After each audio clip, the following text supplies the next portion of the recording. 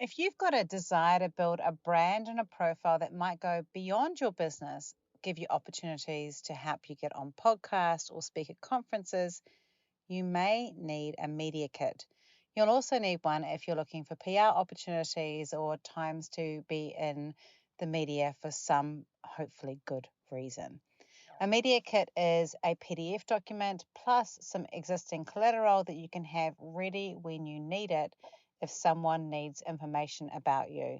It can be a great thing to send to someone or get to use as a part of a pitch or just to have materials when people need extra stuff all about you. Right, so we're going to do a media kit today, and I'm going to walk you through what I did to create mine, how I'm currently using it, and how you might be able to use it. My name is Rachel Klaver, and I'm your host of Map It Marketing. I am a big believer in business owners growing personal brands that help them be identified for the best stuff that they do. And so a media kit is all part of that. Now, if you are a small business owner, particularly a service-based business owner, and you know that as part of your growing of your personal brand, you need to get a handle on your content strategy, I also want to help you. Before we jump into this podcast, do go and do a quick search on Eventbrite under Identify Marketing and come along to one of my free 3-hour in-person workshops around New Zealand or the occasional online one to come and work with me on how to improve your content strategy, all for free.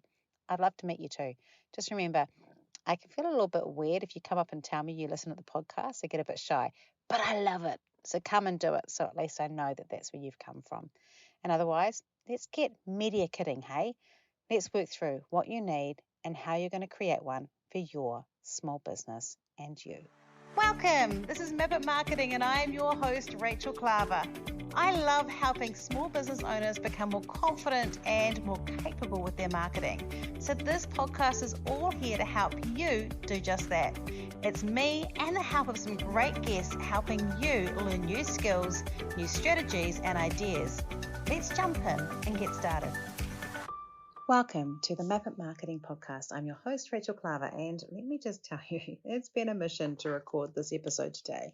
I have something wrong with my speakers on my laptop, and even though I'm recording everything and all my recording equipment is working, it's not playing ball. So at the moment, I'm recording this on my phone with a couple of things hooked up to my headphones and to my microphone. So we'll see how it goes, and hopefully we'll get a podcast out of this. This is my commitment to you guys. I am so desperate to get this information out to you about how to build a media kit. Now, for those of you that have never thought about having one, let's just talk a little bit about why I'm talking about media kits. The reality is some of you may never need one. But for those of you that know that you want to build a brand where you're going to use podcasts, you might want to have a bit of media, you want to be building something so that people might even have you speak at a conference or an event, having a media kit on hand can make all of that really, really easy. We're going to delve into the world of personal branding for small business owners and explore a really powerful promotional tool, which is the media kit. So that's what we're doing today. And I have one. I love using one, but it was only this year that I got one. It has made a difference. It has actually helped me get into some conference speaking where people have inquired and they've been able to take my media kit and take it and pitch it to a committee, for example. So it has been really beneficial. Essentially what a media kit is it's just 3 to 4 pages that talk about who you are, your background, your experience, the topics that you want to talk about, and then it also includes your personal reach and your personal levels of brand. Now, mine is not the most amazing one. It's got some areas that are pretty good and might be better than yours, but it's also got areas that are a lot smaller than other people. We don't want to fake anything, but we definitely want to show the best side of us. It might also include testimonials and things that are going to help give social proof to what we do and places that we've been published before or been speaking at before so people can see what our past experience is. The first part of creating that media kit is really to think about what we need to have in it. So we're going to go through that and then we're going to talk about how you'd use it. So my media kit has a cover page and that has my personal logo on it. It also has a photo of me on that front page and then a little quote of something that I would say or a personality thing that I'd say, or it may have a testimonial about you. on there as well with your name on it, and then what you do or your expertise on the bottom. So it might be that you say you're a content marketing coach like me. Then in the next page, I would add another photo. Photos are very important. We're going to get back to photos later. And then I would have some bullet pointed things. Bullet points are really important. I know some of you like paragraphs, but this is for scanning and also getting the most important quality. No waffle on this media kit. So in those bullet points, I would put what was specific about me that's going to make people want to follow me, some of my core things, the things that make me different, the things that make me stand out. So, for example, I might have my experience on there. I might have that I'm a podcaster. I might have areas about who kind of my background and my experience around different things that are going to be more interesting to them. I'm also going to be putting on anything there that kind of makes me different and stand out. So, for example, on my one, let me just pull it up here. I've got on there that I'm a highly practical problem solver for small to medium enterprise marketing. I've got on there my experiences, the fact that I'm an author, a columnist, and a content writer. And then I add a little thing that's more personal in there that says lover of using humor and my weird to make learning interesting, to kind of give people a hint of my personality. Then I have a title that really sums out who I am and what I do. So mine says speaker, coach, strategist, teacher, content marketing coach for SMEs. Yours might have something completely different. And then I've got a bio. This is a bio that they can copy and paste. Now, I also recommend having this in a soft copy version that they can literally just lift up and copy and paste for an event. So they're not having to do a weird thing of just typing it out from a PDF. So you'd have a folder that has this bio in there. I like to have a couple of bios. I like to tailor my bio to the event, but it's good to have just a basic one there if you're in a rush or you're going through and working stuff. So I have one in there. So I've got a little bit about my background, about how I started as a teacher. I've also talked about some of the background I had around working with ECE and a bit of my TV background. And then I've got some information in there about the breadth of what I have worked in. I've then also talked about what I do and what my core belief is. So that's in maybe 4 or 5 short paragraphs, just a small bio. We don't want pages, but really just gives a breakdown of who you are, why they should choose you, and your breadth of experience. They can kind of see whether you'd fit in a particular market or not. Next to that, I've got a little box called social reach. Now, my social reach, again, as I say, isn't like amazing. I have, 1,600, I think, of followers on Instagram. I'm not like an Instagram influencer by any shape or form, but it's got on there my personal ones. I've put my LinkedIn because it's my biggest. So I've got 7.8K there. It's actually probably gone up. I need to update this. I've got my TikTok, which I also need to update because it's more now. And then I've got 6K over Facebook pages and group. And then I've got my podcast information, which is 280 to 400 downloads a week, depending on it. Sorry, I was going to sneeze. I knew that was coming. Apologies. Okay, told you this was going to be a rough one with me doing it on the phone. Then at the bottom of that page, you would put what areas you can ask someone to talk to you or talk about. So I really struggled with this. I wanted to put lots and lots and lots of ideas, and I have really refined this over the period of what I'm going to do. And the key for me was to find the things that I would say over and over again that come up as my core themes and ideas. So there can be things that are around your speciality, but you can also have a couple of left field things in there. So for example, I've got ADHD working and learning because I've got ADHD. I've also got things around confidence and showing up because it's a huge part of what I do, but it's not just around that kind of storytelling and content marketing. I've also added some industry or platform specific things around LinkedIn and TikTok in case people want those things. So I've given them ideas of what they can ask me to talk on, not only things I would talk, but would help. Now, the next page is kind of like your social proof, and it will vary from what you would do. So I've got on mine my Map It Marketing podcast. It will also have on it my new podcast when that comes out in August. That will also go on there, which is called Confident Content. You heard it on here first. It's coming out in August. I have a little bit of information about my podcast on there. I'm a staff columnist, so I have information on there about that as well. So I have some information there and the readership of the estimated monthly readership. and then I have a little bit about my book. Now, you don't have to have those things. In fact, you could miss this page out completely. But if you do have a podcast, or you have regular media, or you have something that is like maybe like a YouTube channel or anything, or a book that you've written that just kind of gives that social expert proof of this is what I've done, this is who I am, it's really useful to have that. If you don't have much, just stretch it out across that page. Then I have the next page is a page that you put your demographics of your current audience, so that it shows, okay, that's who she's relating to. So is that going to match the people that we're going to have at our event or that might read our publication? And then you can have photos of yourself and how you're working with people, and then have a whole lot of quotes or feedback from places of people who've gone. So I've got my demographics, which by the way is 80% female, 20% male. I've got a little bit of information there too about where they are geographically, how old they tend to be, and what type of businesses they tend to own. So I've got that information in there too, because it really gives people a good idea about how you're going to respond to their audience. Then I have a few little photos of me during different things like running a webinar, running a small event, and speaking.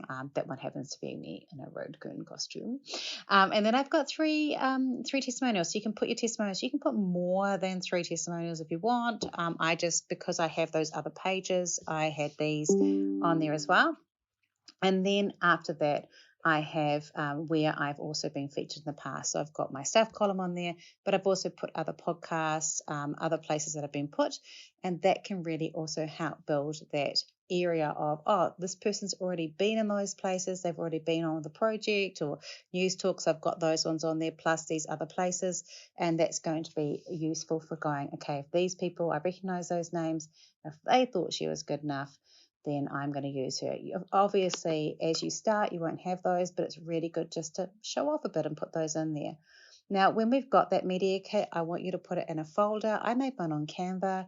I downloaded it. I have PDFs of it. I do update it every few months. As you can see, I've told you that I need to do that again.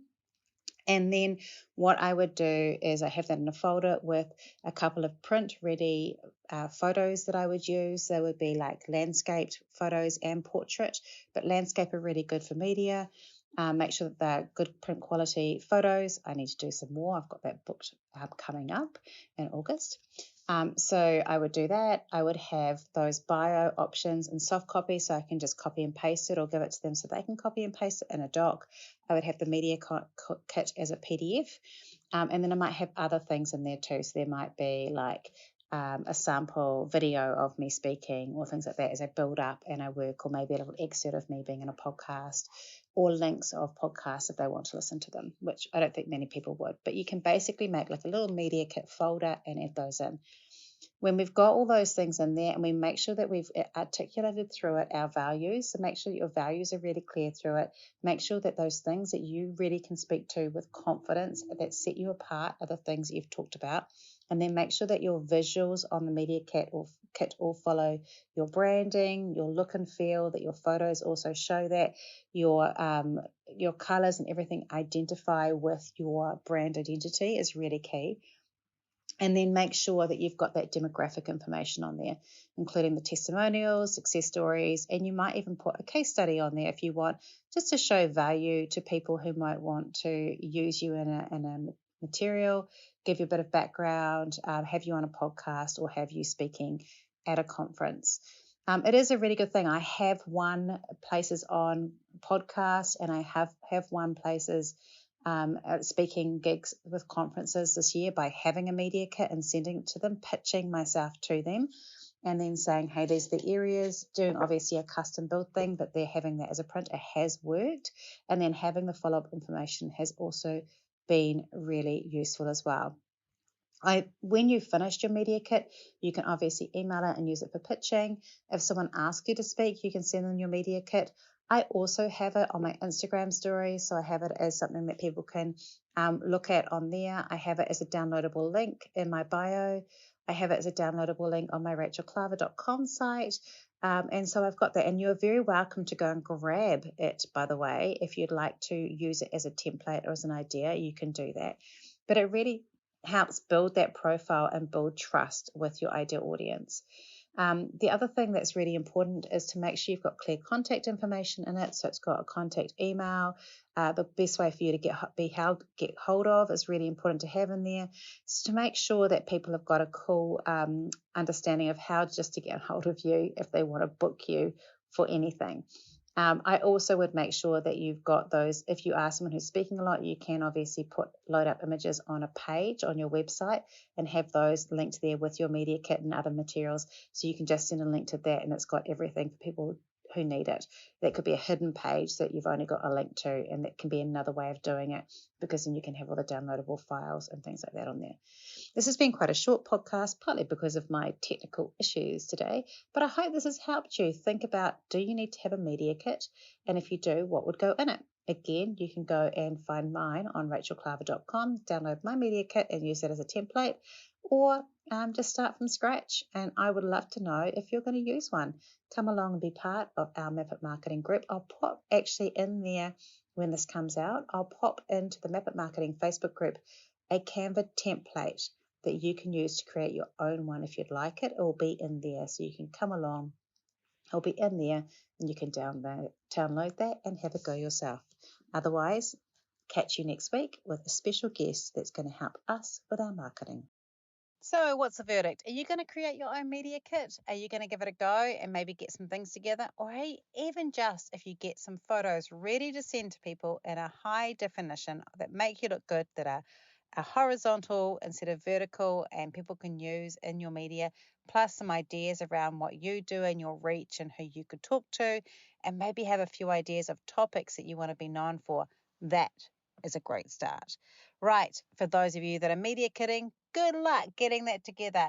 For everyone else, come and join us next week. And remember, go check out Eventbrite, search for Identify Marketing, and come along to one of my free content marketing workshops around New Zealand or online. I'd love to see you and work with you. It's for free.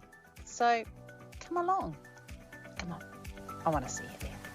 If you love what you heard today, be sure to hit subscribe. And if you loved this episode in particular, I'd love it if you shared it on social media. Remember to tag me in so I can say thank you. Have a great week and we'll talk soon.